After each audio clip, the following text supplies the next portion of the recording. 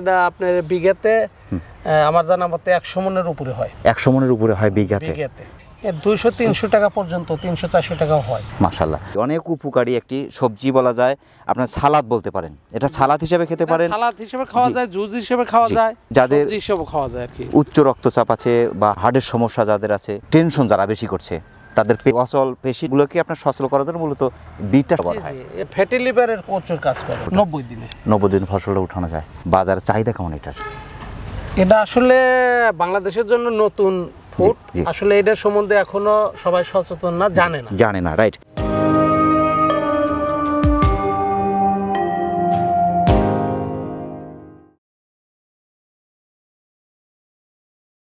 আসসালামু আলাইকুম সুপ্রিয় দর্শক, কৃষিতে আত্মনির্ভরশীলতা বাড়াতে আমাদের ক্ষুদ্র আয়োজনে আপনাকে স্বাগত জানাচ্ছি। প্রিয় দর্শক, এই মুহূর্তে অবস্থান করছি সিরাজগঞ্জ জেলার উল্লাপাড়া উপজেলার চরঘাটিনা গ্রামের ফজলু ভাইয়ের কৃষি প্রজেক্টে। দর্শক, ফজলু ভাই একজন আধুনিক কৃষি উদ্যোক্তা।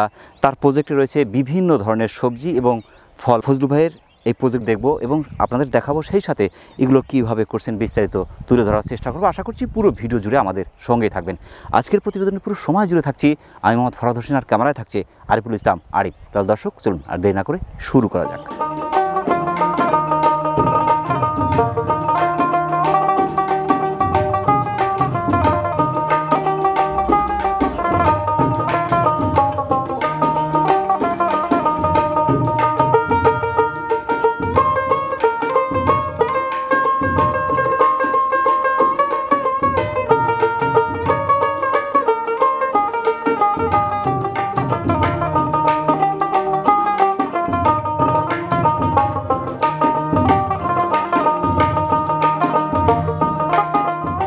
আসসালামু আলাইকুম ফজলু ভাই, কেমন আছেন? আলহামদুলিল্লাহ, আল্লাহ পাকের মেহেরবানির মধ্যে আছি। আপনার অফিসটা কিন্তু খুবই ভালো লাগছে, একদম সাজানো গোছানো। আপনি যেভাবে কৃষি নিয়ে কাজ করছেন, এ পাশে দেখতে পাচ্ছি কিন্তু মালচিং পেপার। যে এগুলো মালচিং পেপার, এই মালচিং পেপার সেল করছেন নাকি? যে মালচিং পেপারগুলো আমি সেল করি। জি, এখন আমার কৃষি প্রজেক্টের জন্য এগুলো আনা। এই মালচিং পেপারগুলো কীরকম রেটের মধ্যে সেল করছেন? এগুলো আপনার 6000, 4000 আছে, 5000 আছে, 6000 আছে, একটা এক এক দাম আছে। এটা কি মাপ কম বেশি আছে? কি মাপ কম বেশি আছে। কত কত স্কোয়ার ফিট আছে? এখানে 6000 মিটার আছে, 4000 মিটার আছে, আবার 3000 মিটার আছে। জি, আবার লেন্থ পাশে কম আছে। এটা লাস্টিং করে কেমন? এটা 1 বছর লাস্টিং করে। 1 বছর রাখা যাবে? 1 বছর রাখা যাবে। অনেকে যদি চায় 2 বছর রাখতে, তা রাখা যাবে না? না, এক জায়গায় রাখলে পারে ওটা 2 বছরও টিকবে যদি যত্ন করে রাখা যায়। যত্ন করে রাখেন, নষ্ট হবে পচে না, তো মাটিতে পচে না। না, মাশাআল্লাহ, ভালো কাজ করছেন। বিশেষ করে আমাদের দর্শক বন্ধু অনেকেই আছে মালচিং পেপার চাচ্ছে, তারা কিন্তু পাচ্ছে না। দর্শক, বিশেষ করে যারা মালচিং পেপার খুঁজছেন বা মানে কৃষিকাজে ব্যবহার করতে চাচ্ছেন, আর মালচিং পেপারের আমি মনে করি বর্তমান সময়ে যারাই ব্যবহার করছে, যারা উপকৃত যারা হচ্ছে, তারা কিন্তু মালচিং পেপার দিয়েই শুধু আপনার এই কৃষিকাজগুলো করে যাচ্ছে, বিশেষ করে আবাদগুলো করছে। বর্তমান অবস্থায় আসলে আমাদের শিক্ষিত সমাজ এখন কৃষির দিকে অগ্রগতি হচ্ছে। আর শিক্ষিত সমাজের ছেলেপেলে যখন কৃষিতে আসবে, অবশ্যই এরা আধুনিক নিয়ে চিন্তা ভাবনা করবে। ওই বাপদাদার আমলে যখন ছিল শুধু ধান আবাদ, পাট আবাদ, কিন্তু এখন বর্তমানে এগুলা করবে না। তারা সবসময় অল্প জমিতে কীভাবে অধিক লাভবান করা যায়, এদিকে চিন্তা ভাবনায় তাদের মাথায় সবসময় ঢুকবে। আর এইটা মাথায় যখন আসবে, অবশ্যই আধুনিকভাবে চাষ আবাদ করতে হবে। মালচিং পেপার ব্যবহারের সুবিধাগুলো একটু বলতেন। মালচিং পেপারের সর্বোচ্চ সুবিধা, যেমন মনে হয় যে এখন আমাদের দেশে যেমন লেবারের খুব একটা সংকট চাই, রাইট। যেমন এই মালচিং পেপারটা আমরা যদি ব্যবহার করি, তাহলে এই মালচিংয়ের ভিতরে 1 নম্বরে আমাদের আর্দ্রতা ঠিক থাকে, পানিটা খুবই কম লাগে, তার পাশে এর ভিতরে কোনো আগাছা হয় না, শুধু 2-1টা ভাদাল হয়, তাছাড়া অন্য সবগুলোকে প্রোটেকশন করে। আর আপনার এই মালচিং রোলের ভিতরে, যেমন এই সময় শসা আবাদের জন্য বাইরে করা খুবই টাফ ব্যাপার, কিন্তু মালচিং পেপারের ভিতরে শসাটা এখন শীতকালে খুব ভালো হবে। মালচিং পেপার যখন দেওয়া হয়, তখন মনে করেন যে সারগুলো তো আমরা অবশ্যই বেডের মাঝখানে দিই, দিয়ে মাটির চাপা দিয়ে মালচিং করি। আর এর ভিতর থেকে ওই জলীয় বাষ্প হয়ে সারটা উড়ে যাওয়ার কোনো সম্ভাবনা থাকে না, আবার রিটেন্ট বাষ্প হয়ে আবার মাটিতে চলে যাচ্ছে, রিটেন্ট করে।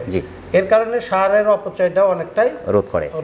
এই পর্বে কি কি দেখাচ্ছে আমার কাছে এখন বর্তমানে? আমার প্রজেক্টে আছে আপনার ভিডিওটা আছে, আধুনিক একটা মিরাকল ফুড বলা যায়, কারণ এটার গুণগুণ অনেক, মানে অসম্ভব, এরা ডাক্তাররাই ভালো বলতে পারে। জি, নতুন করে ফুল চাষ নিয়ে একটা চিন্তা ভাবনা করতেছি। ফুল আছে, শসা আছে, আধুনিক ফুলকপি যেটা আপনার বেগুনি কালার। আচ্ছা আচ্ছা, সেটাও আছে আপনার কাছে? ওটা আছে মাশাআল্লাহ। বিটরুটটা মানবদের জন্য অনেক কার্যকরী, বিশেষ করে উচ্চ রক্তচাপ, স্ট্রোকের ঝুঁকি কমাচ্ছে, হার্ট অ্যাটাকের যে ঝুঁকি সেটা কমাচ্ছে। বিটরুটটা দেখবো এবং পাশাপাশি ফুলটা দেখবো। ফজলু ভাই, বিট যেটা বিটরুট যেটাকে বলা হচ্ছে, জি জি, অর্থাৎ এটা কিন্তু গোল, জি এটা গোল, অর্থাৎ লাল গোল।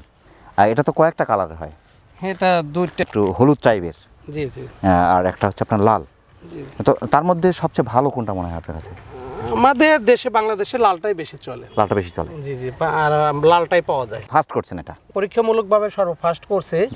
আর এই জিনিসটা আমি নিজেই খাই। আচ্ছা আচ্ছা, এর জন্যই বলছি যে আমার জানি অন্তত এবছর আর কিনতে না হয়, নিজে খাবো, প্লাস এটা পরীক্ষাও হচ্ছে, ভালো হচ্ছে ইনশাল্লাহ। সামনে বড় আকারে করব, মানে বড় আকারে করার পরিকল্পনা আছে আগামী বছরে। পরীক্ষামূলক চলছে। এখানে কতটুকু জায়গাতে করছেন? এখানে 3 ডিসিমালের মতন আছে। 3 ডিসিমাল? জি মাশাআল্লাহ। 3 ডিসিমালে এখানে বীজ লাগছে কতটুকু? এখানে বীজ দেওয়া হয়েছে 600 টাকা। 600 টাকার বীজ? 600 টাকার বীজে 3 ডিসিমাল। কতটুকু ডিস্টেন্সে লাগানো আছে গাছটা? 8 ইঞ্চি পর পর লাগানো। 8 ইঞ্চি পর পর। একটু ঘন হলে কি সমস্যা হয়? হ্যাঁ, ঘন হলে ফলটা একটু ছোট হবে। তবে বড় করার জন্য অবশ্যই একটু ডিস্টেন্স মেনটেন করেই লাগানো উচিত। অর্থাৎ 8 ইঞ্চি পর পর? জি, 8 ইঞ্চি পর। 8 ইঞ্চি পর পর। গাছের বয়স কতদিন চলছে এটা? এটা গাছের বয়স তো হতেছে 40-42 দিন। কত দিনে ফসলটা উঠানো যায়? 90 দিনে। 90 দিনে ফসলটা উঠানো যায়। মাশাআল্লাহ। বাজারের চাহিদা কেমন এটার? এটা আসলে বাংলাদেশের জন্য নতুন ফুড, আসলে এটার সম্বন্ধে এখনো সবাই সচেতন না, জানে না, রাইট। তবে যে ব্যক্তি একবার জানবে, আমি আশা করি সে আর এটা ছাড়তে পারবে না। জি, প্রতিদিন তার 1 গ্লাস এটা লাগবেই।